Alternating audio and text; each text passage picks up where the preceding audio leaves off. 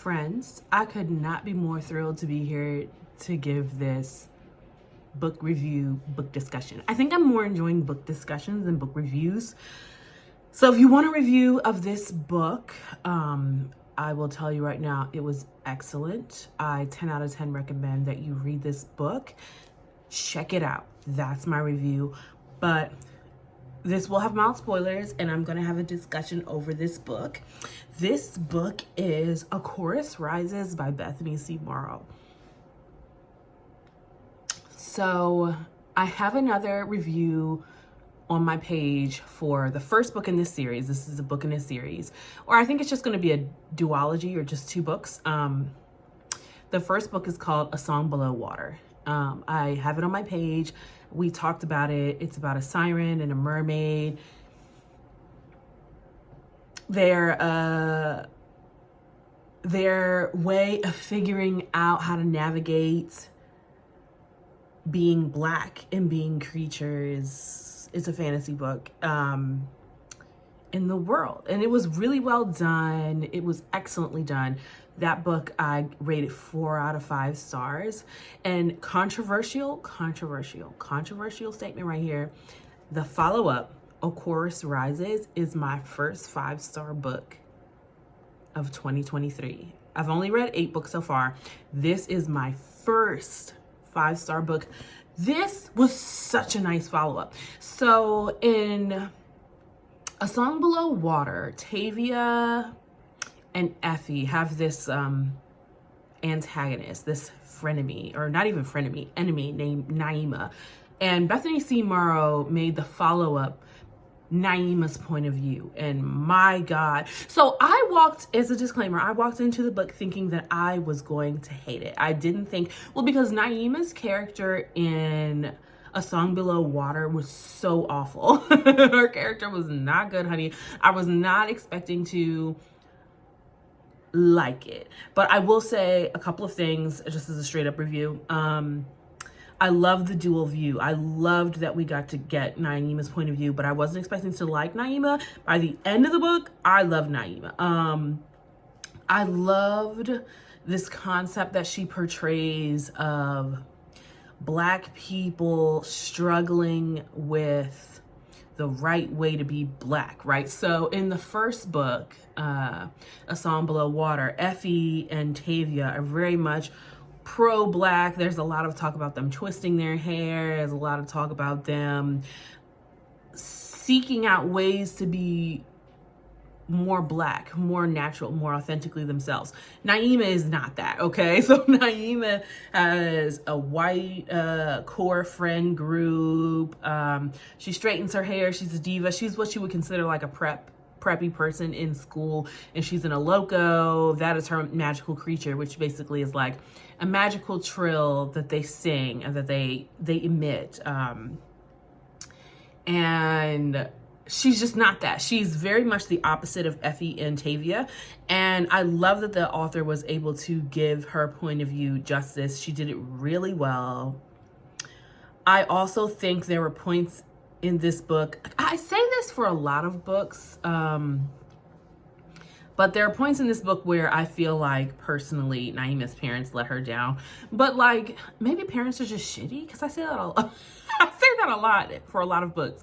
But the theme for this book, or the story for this book, is Naima is directly responding to the accusations and things from Effie, and then Tavia makes this movie, girl. So Naima at the end of A Song Below Water is like outing Effie. This is a spoiler. She's like outing Effie as a siren, but we all know that Effie isn't the siren. Tavia is the siren.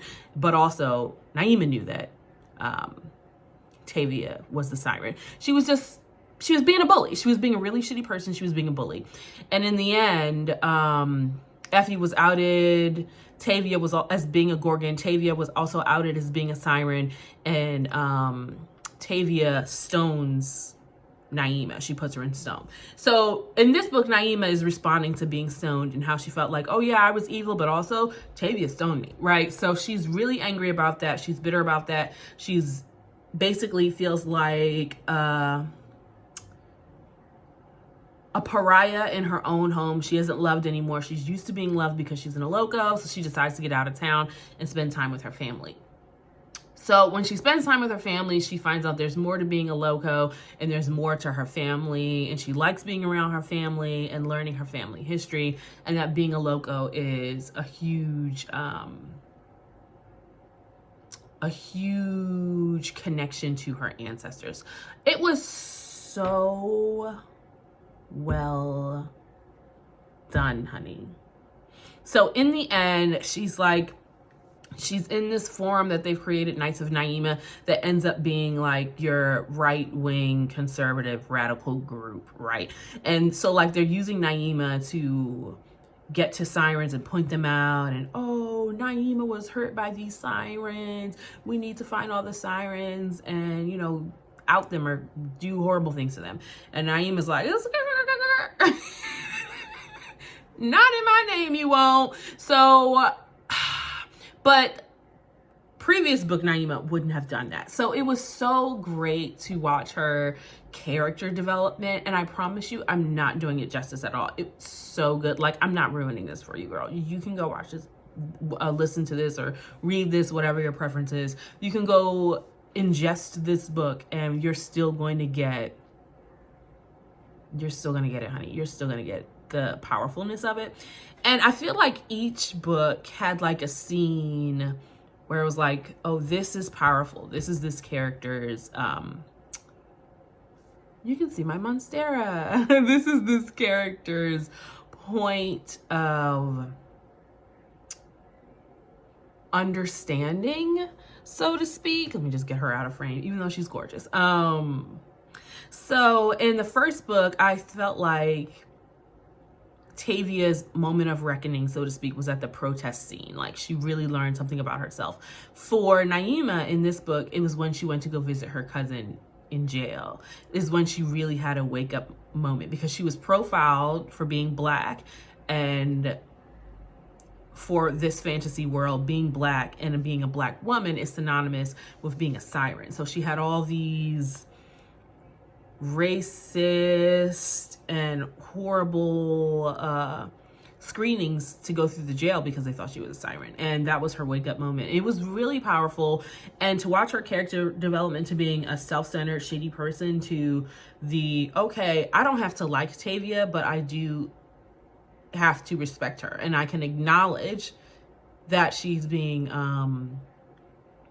profiled, was so great. And I just feel like if we as a society if more people had that point of view, that simple point of view of like, I don't have to like you, right? But your human rights is not something that has to do anything with me liking you. Like, I can still advocate for your protection. I can still advocate for your rights to marry who you want, be whatever gender you want, girl. Like, I can do those things, but I don't have to like you. And I thought that was very profound, and I really enjoyed that storyline.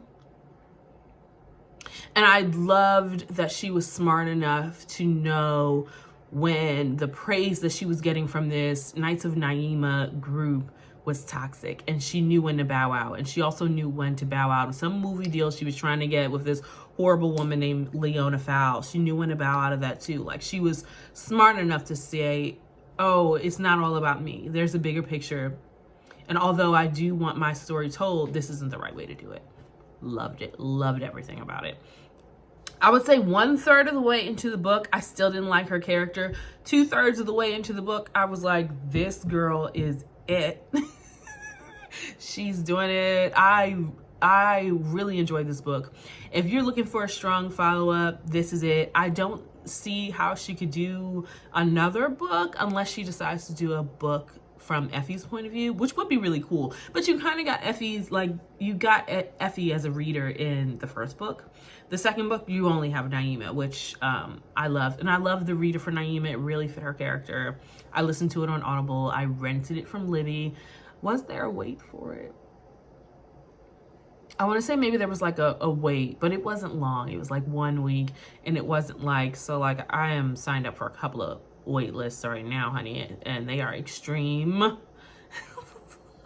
I'm finally getting my hands on that Colleen Hoover book that y'all keep talking about. It Ends With Us. Since the movie is coming out, I guess I need to catch up. I think those are all my thoughts. I really enjoyed it. If you read the first one, you are going to adore this second one. And if you do check it out, let me know what you think. Let me know. Did you fall in love with Naima? Did you still hate Naima at the end of the book? I don't see how you could, but I really enjoyed it. Please tell me what you think below. Thanks for checking out this video. Like, comment, and subscribe. Share with your friends. I'm trying to get my numbers up so I can be a YouTube partner. Thanks for your help. Goodbye.